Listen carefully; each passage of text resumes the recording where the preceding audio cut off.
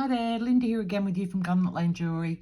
We're making another link this week, and we're also going to put a chain together.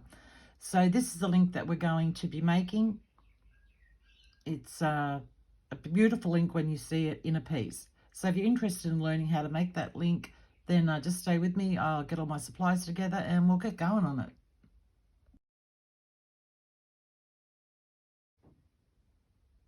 Okay, so let's get started. So I've got my 16 gauge wire here, and I've got my wire straighteners, and I've still got my wire on the spool, and I'm going to give that a bit of a straighten. You want to get your wire, reasonably straight. You don't have to be too fussy about it, but just get, any kinks out of it, any, you know what I mean. Okay, it's good enough there. So now I'm just going to measure off 16 centimetres.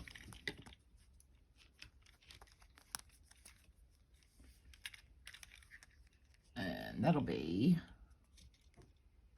about 6.5 inches, thereabouts.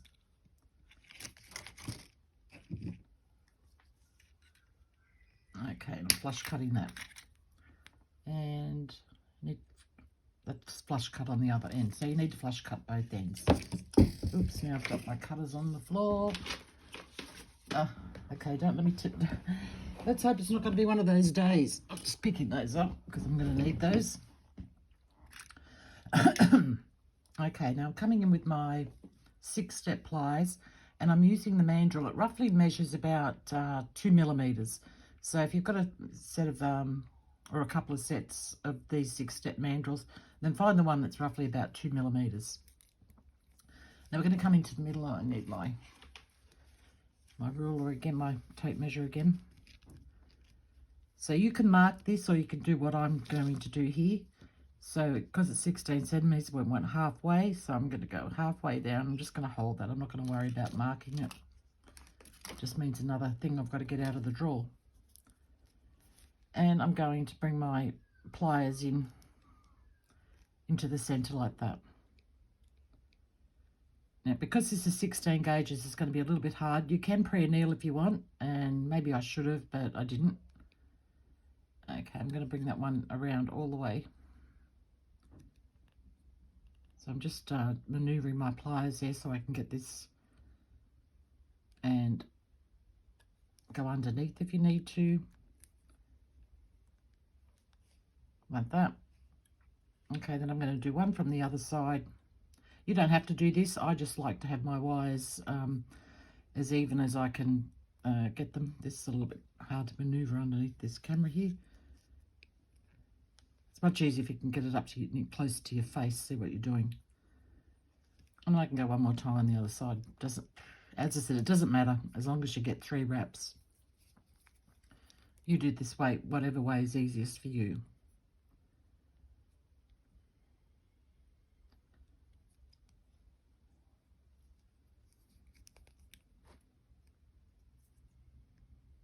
Okay, and I've got those nice and flat at the back like that. And you're going to have one longer than the other no matter which way you do it. If I can get those off. Oh dear. Okay. Oh, I didn't bring that one around very well there. You can see that there. I want them to be even.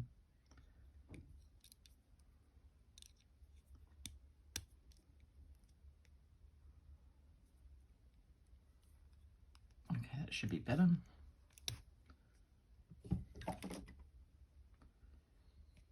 Okay, now I'm just going to flatten them down a bit.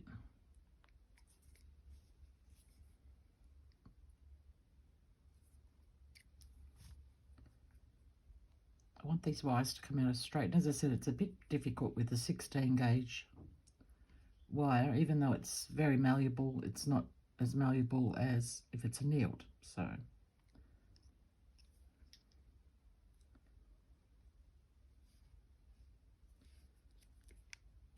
it's got a little bit of a kink in it. So if you've got a little kink, just try and straighten it the best you can.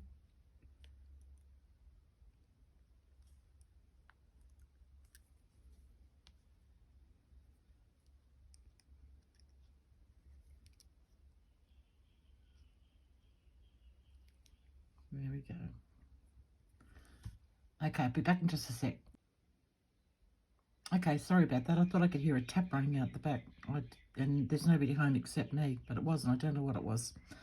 Okay, so we've got this. So we're going to come in with, I'm using these pliers. And I would say they're roughly, just let me grab my tape measure here quickly. The tip of that would be, it's 4 millimeters. Yeah, 4 millimeters across. So that's what size I'm using. So that's just if you wanted to get it close like me, but just find something. I would say 4, 5, maybe even 6 millimeters, but I wouldn't go any bigger than that. I don't think anyway. So I'm bringing my pliers in, and I've got it touching the coil there. And I'm just going to bend this wire over the top.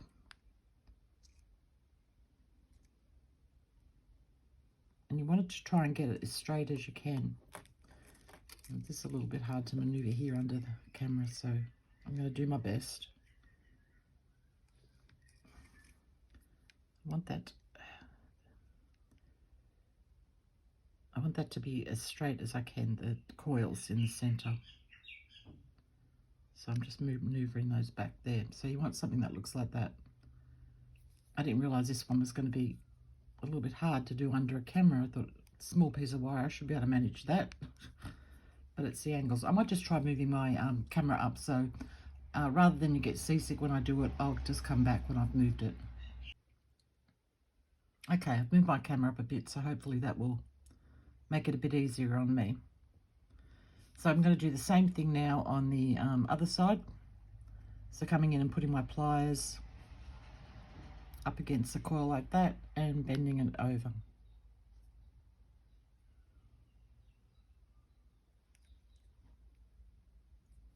And then just checking, I want that to be as straight as possible. Okay, so then we're going to come in with our pliers again.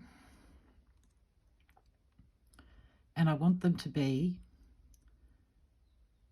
so that they're pretty even with this first coil here, if you can see that. And I'm going to bend that wire over like that. And then come around and do the same thing on the other side.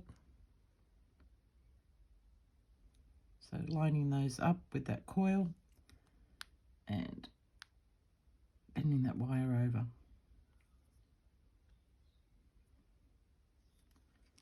So it looks like that. Okay, and then we're going to come in up the top here, and I'm going to make my pliers lie level with the edge of this across the top there, this part here. If you can see that, hopefully. And I'm going to bend this one over.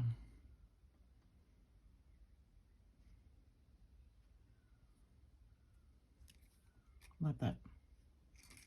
Then do the same thing on the other side.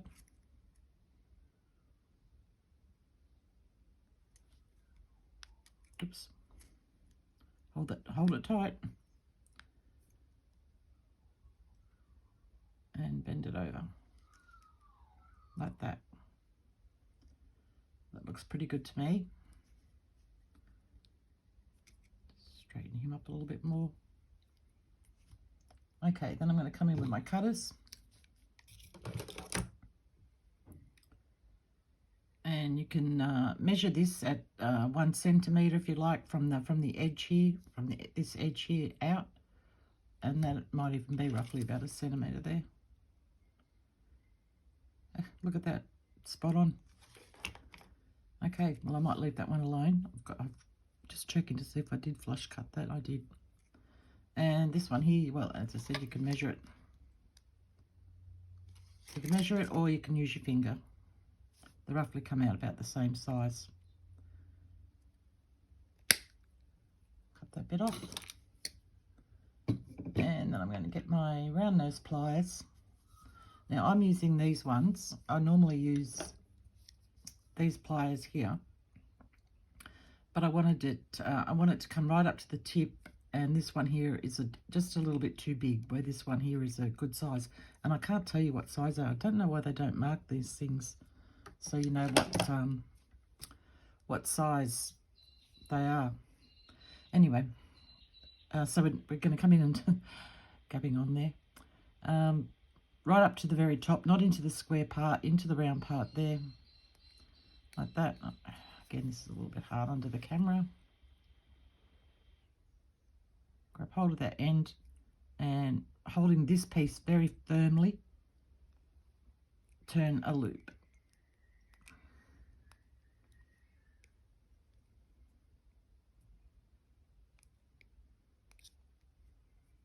Like that. Then we're going to do the same thing on the other side. Grabbing that on right on the very tip and holding this very firmly between your fingers. Oops, don't slip like I did. And turn that loop.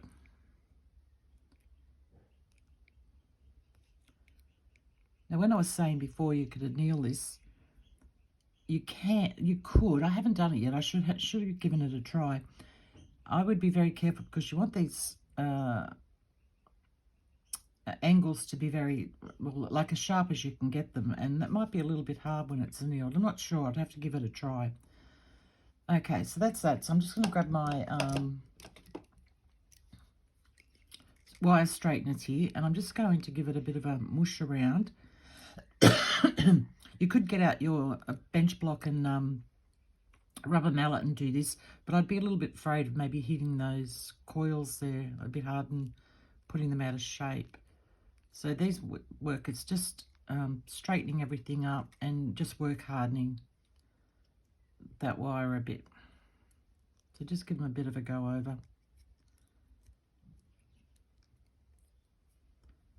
And then just see it's reasonably flat. You've got just a little bit of a bump there, but that's nothing to worry about.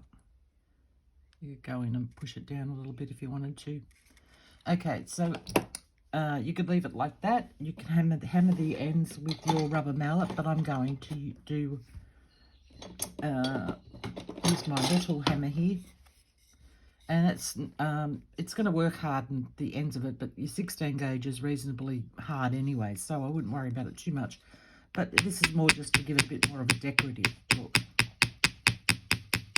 And just a bit of a shine in that to the end of the...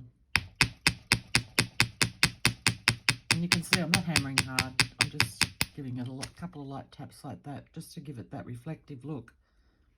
And just a nice little, you know, flattening of that end hook there. Okay, so that's our link, and when I come back we're going to put this together. I don't know whether I'll do a full chain or not. I will see how I'm going for time. Yeah, we'll put it together in a chain, but you could use this for so many, like that could be a beautiful earring, you know, hang something off the bottom and then hang, put your ear wire up the top. Even two of them together with a dangle on the bottom if you like long earrings, in a bracelet, and you know, lots of ideas. You could, you know, just think of plenty of things to do with it. But as I said, we're going to put it together in a chain. So I'll come back when I've got that all set up. Okay, I'm back with you. Now, as you can see, I've got all these little components here, and I've put some of this together to start with, just to save on time. So what I thought we'd do is lay this out, and then I'll go off camera and connect it together and then come back and show you. So as you can see, I've got three of the links that we made. I've got three there, and then I've got two jump rings with a, what is this called, a turquoise zebra jasper rectangle bead there, which is absolutely beautiful. Aren't they gorgeous? I'll show you this one here. Just beautiful, the colours in those, they're just gorgeous. So anyway, yeah, so I've got that. Then I've got one of the link. Then I've got another one. These links here, I've used these little copper things that I showed you before in another video. So I've used those in these links. So I've got one of those, one of our links that we made, another one of these, and another one of the links that we made. So we'll go from here. And I thought I would add, I'm going to do one of these. And I've got some of these here as well that are ruby zoysites. They're just a 8mm round ruby zoisite. And I've double wrapped that. So one of those, one of these, another ruby zoisite, one of these, ruby zoisite. Then I thought I would go, okay, one more of these, one of the links, one of the turquoise zebra jasper, another one of those. Okay, I'm running out of space here. One of those. And I might put in another one of those. Yeah,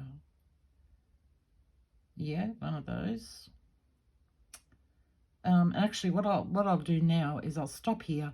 I'll go off camera and I'll put this section together so that I can move it down easily without it all coming apart, and we'll put the next section together after that. I think that's probably a good idea. All right, and if you wanted to know, I make my own jump rings, but if you have bought ones, these are a 5mm from one side to the other. So that's the size there. I don't know what the actual size would be in a bought one, but if you measure it, measuring from one side to the other side is 5mm. Okay, I'll put all this together and I'll come back when I've done that and we'll work on the other part.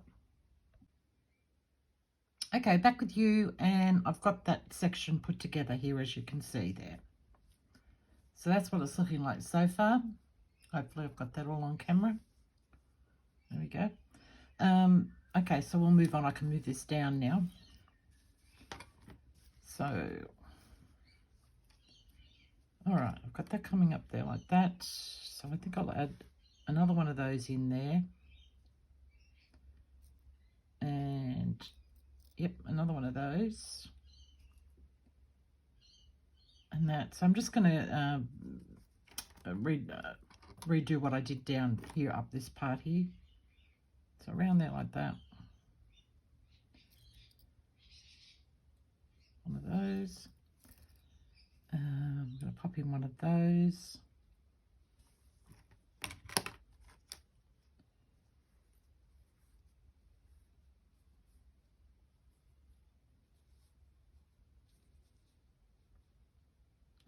Like that.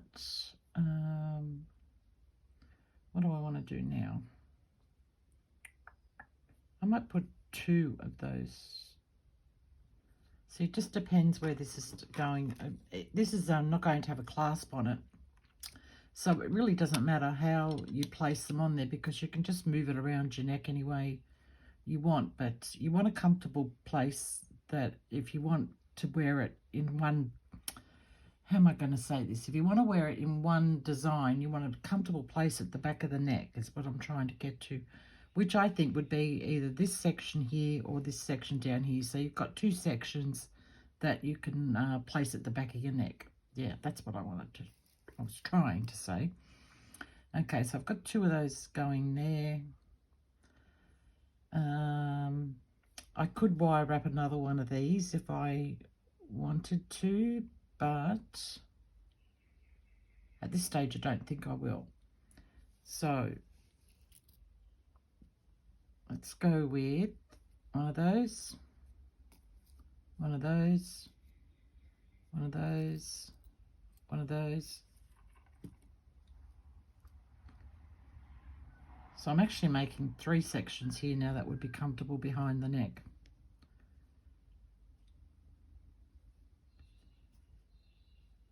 Those.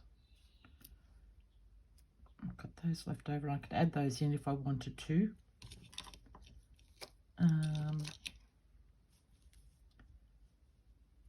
All right, well, you're getting the idea of this anyway, hopefully. But you can see how nice this looks. This link, like, when I first did it, I didn't think it was a particularly attractive looking link. And I thought, oh, I don't know. But now that I'm putting this together in a necklace, I think it's and also too, you have to imagine once it's oxidized and cleaned up and polished, how beautiful that's going to look in a necklace, which hopefully I'll get done before I put this video out, so I can pop a photo at the end of the video of it finished, or on the thumbnail for the video.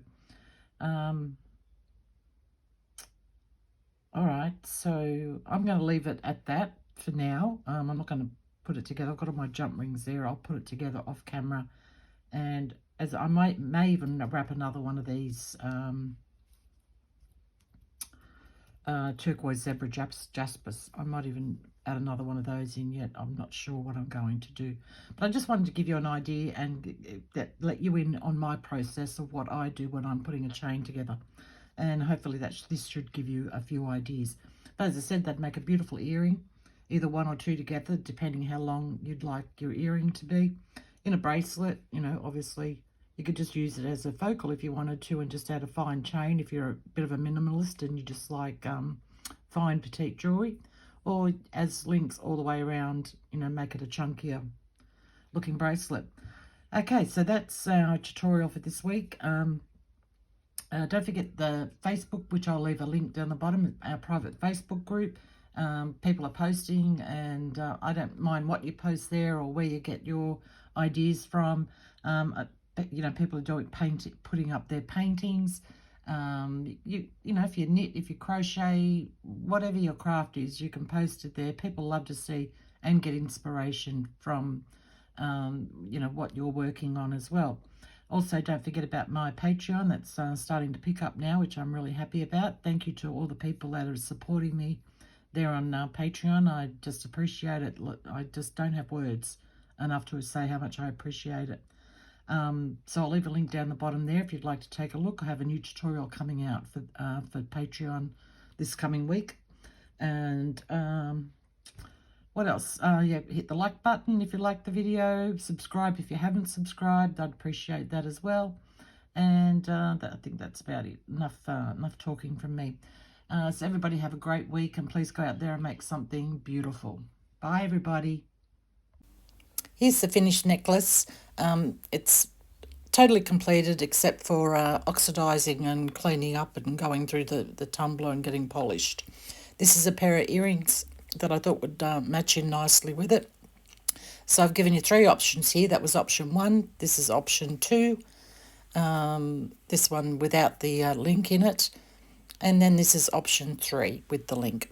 So I hope you enjoy this. I'll see you all later. Bye.